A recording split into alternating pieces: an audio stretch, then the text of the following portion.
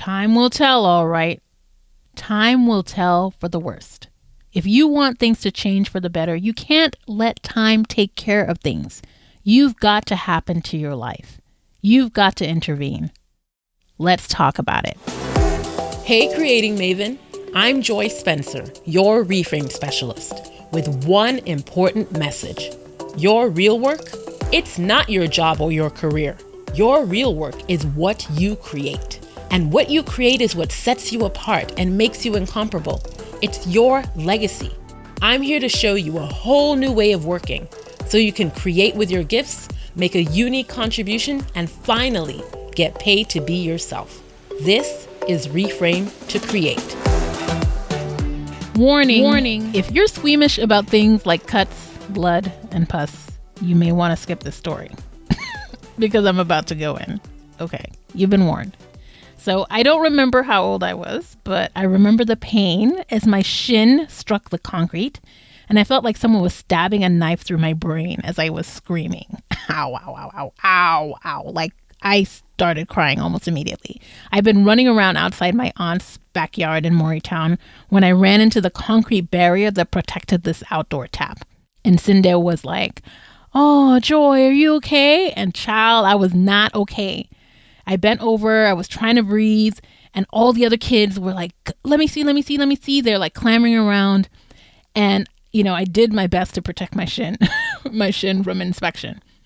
And I was trying to hobble along, and I was just getting punched every inch that I moved. And then someone was like, you need to go inside and tell auntie and tell your mom. And then someone was like, hey, no, don't do that. It's going to hurt. They're going to put spirits on it, which is what we called, antiseptic.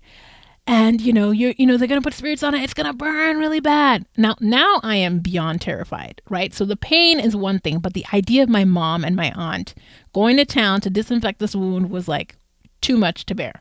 And if you have African parents or African elders in your life, they're not really overly concerned about being gentle about these type of things.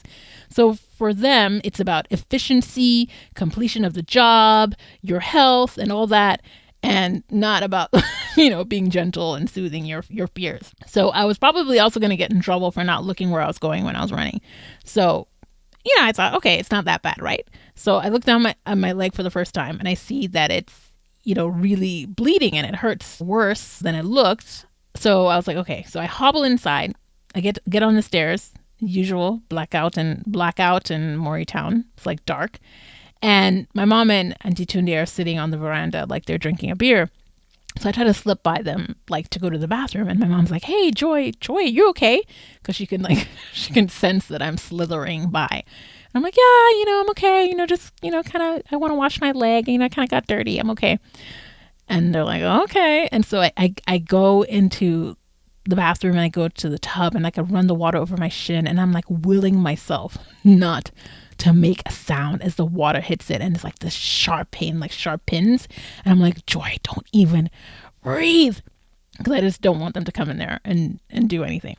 So I could still walk. And so I sort of hide my pain. And I'm like, we go home. And I'm thinking, okay, it's all good. And I don't know how many days went by, but we eventually got to the night before we were heading back to Nigeria from our holiday trip, because this was in Sierra Leone. And I guess at this point, my parents noticed me hobbling around and like a little kind of dragging my leg around because the pain has become more intense. And my dad's like, okay, Joy. My dad's like, come here. Like, what is wrong with your leg? And so this is where I broke down and I confessed my crime of omission to my dad. And, I was like, yeah, a couple of days ago, I had a cut and, my leg and, I just kind of put water on it. And now I can't, I'm in so much pain. And so that night was one of the most horrific nights of my life. As they, were like, okay, what are we going to do? They start, they're like putting a warm compress on it, like, all this sort of stuff. And I am screaming to the highest heavens because this thing is just, at this point, obviously getting more infected. And we're like literally traveling the next day. So we get in the car the next day. We take the ferry. We go to Lunge Airport. We go back to Nigeria, back to Lagos, 2-hour ride to Ibadan, and we go, and I think we go straight to the clinic in IIT where we lived. And we make an appointment, I think that for that day or the next day. But every single bump on the road and on the air all the way in that journey it was just excruciatingly painful. So by the time we get to the doctor, the clinic, I am like done with life. Like I just want to die. Like I'm in so much pain. But the horror was not yet over. It was going to take another turn. And I warn you, this is the part that's really gross.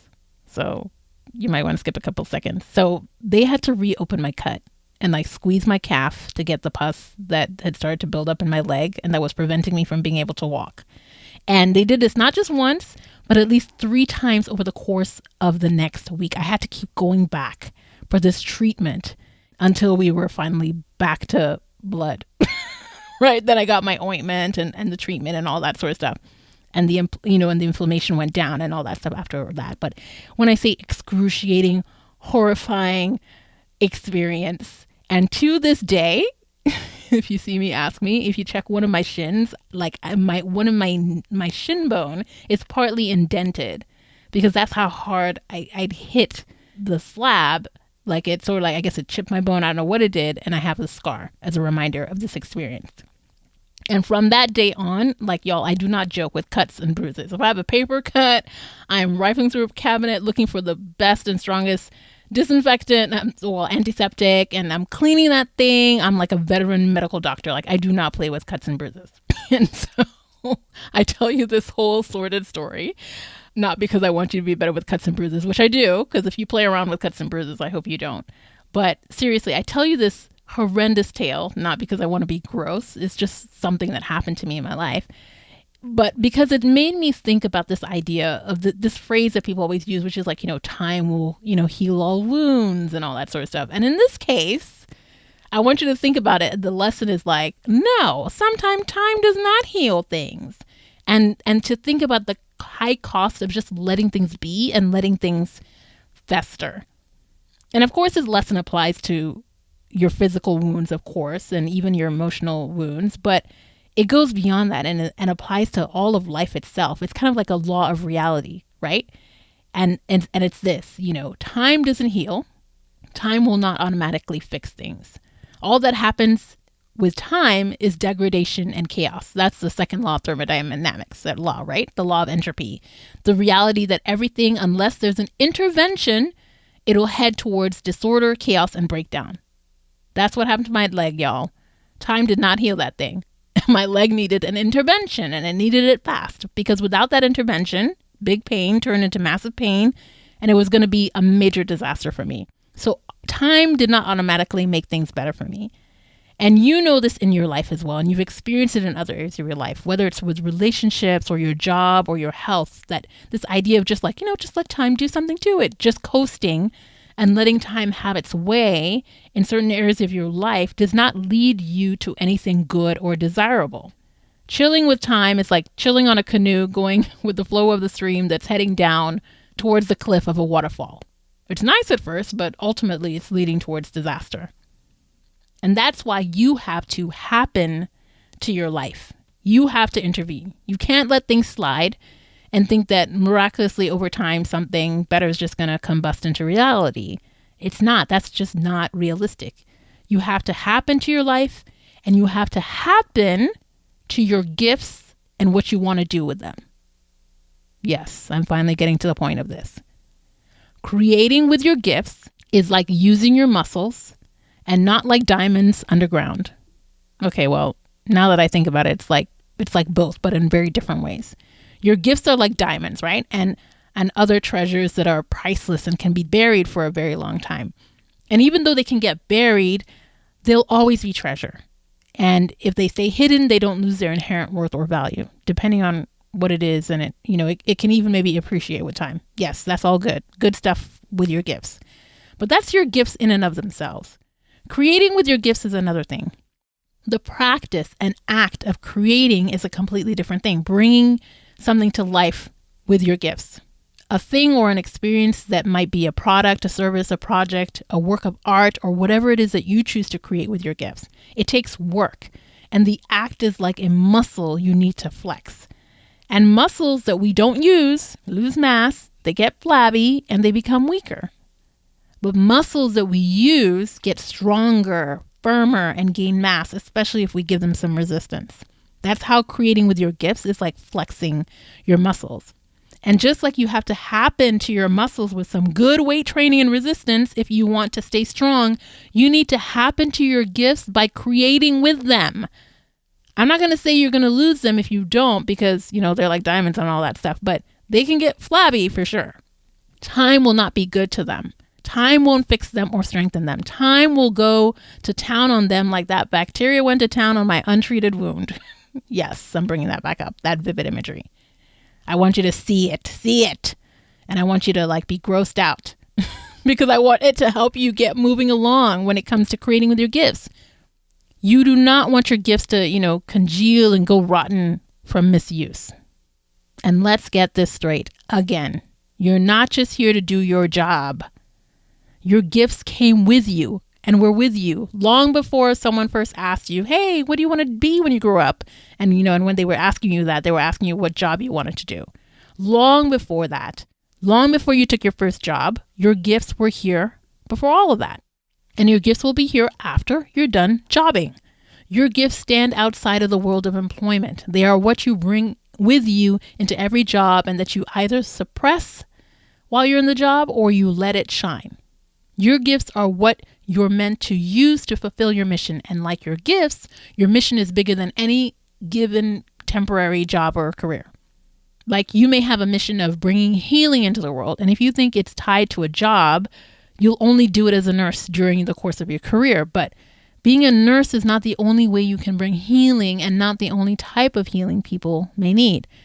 If you're mission focused, you know this, and you let it make you flexible and fluid and open to maybe helping people heal mentally, not just physically, maybe financially too, or a whole host of other things. Who knows? The mission directs, not the job or career. But your gifts aren't just going to sprout out of the ground and into what you'll create with them. They won't spontaneously create something new on their own. That just won't happen with time. You have to do something. You have to happen to your gifts. You have to intervene. You have to take a good look at your gifts and choose to invest in them and with them. You have to interrupt the inevitable sink into disorder that comes from their disuse. Because the time of floating around in these job streets with nothing you can call your own is over. You can't continue to have nothing to show for your decades of jobbing, at least nothing to show that you own outright. You may have lots to show for it, but does all that stuff belong 100% to you or to the job? Is it totally captured by the organization? And when you leave, you can't take it with you and you can't build your brand and get paid for something else independently. That's not cool. If you can't, it's time to intervene and change that because time won't automatically make that happen. It's time to flex your creating with your gifts muscle. So how can you do this? How can you happen to your life today in this way? How can you happen to your creating life specifically? Well, it starts with knowing what you create that sets you apart. And I don't mean in a superficial, maybe kind of sort of way. I mean in a deep, well-researched and proven knowing, a knowing of what you create, who you create it for, and how they benefit from it. But it's not enough to create with your gifts. As I said before, you've got to own it. It's got to be something that you can take with you wherever you want to take it. It can't be captured by one organization or employer. You have to create in a way that you don't have to leave anything behind. So whether it's in the form of a project, that experience, that product or service, you need to create in a way that you can own it and take it with you. And when you know what you create and how to own it, then you need to know how to tell that powerful story of what you create to your future clients, the people who you're going to serve. These clients can be another employer, a contract of opportunity, clients in your side hustle or business, or any other type of client or person you want to serve. This is what I've shared before about the 3 pillars of getting paid to be you. Create, own, storytell. This is what sets you apart. But it can't just happen automatically. Time will not tell. It's not just going to come to you, just automatically because you've aged another year or 2 or 3 or 4. You've got to do something. You've got to intervene. So here's what I want you to do. Ping your accountability partner. Tell them to wake up and listen to this episode. Then when you've confirmed that they've listened, this is what I want you guys to discuss. I want you to ask them this question.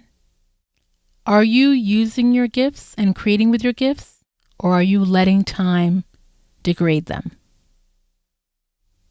And then they need to ask you the same question.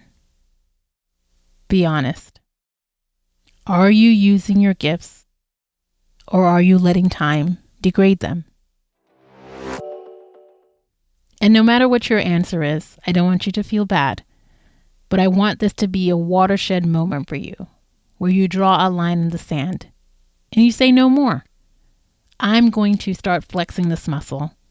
I'm going to create something real and tangible with my gifts that I can own and that I can share a powerful story of how it'll serve and help others. And if after asking this question, you're like, I'm not sure I even know I have the level of clarity that I need to be able to really answer this question, I want you to know that I got you. If you want personalized and deeply focused help on this, then let me work with you on this.